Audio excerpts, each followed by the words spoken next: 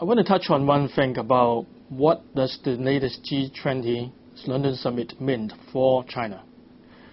Many people say that it's not a G20 summit, it's a G2 summit. It's between US and China.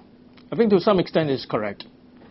But if we were to roll over a little bit more than what has happened in the last week, but the last 150 years, things would be quite different. Most people think that this is a time when China becomes more assertive in the international politics, economics, and finance. I think it is fair, but it's not assertive in a sense. It is a reclaim of China's position in the world back 150 years ago. About 150 years ago, when our bank just started in China, India, at that time, China and India is actually the largest economy in the world. They're the United States at that time. 60 years ago, China is nobody, India is nobody. We know that history have a hard time for them.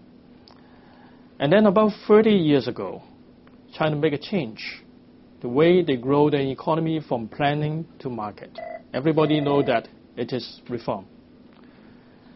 And then it takes about 20 years or so, until about 10, 12 years ago, China makes its first step out of the country. Asian financial crisis. China stabilized the whole region by holding its currency stable, keeping its economy growing.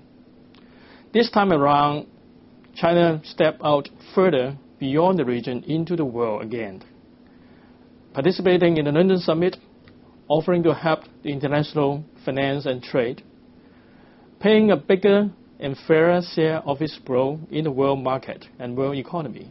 But I would say this is just the beginning. It's not the end. It's for China to normalize its position back to the world. It may take another 20 years before they're back to what they were 150 years ago.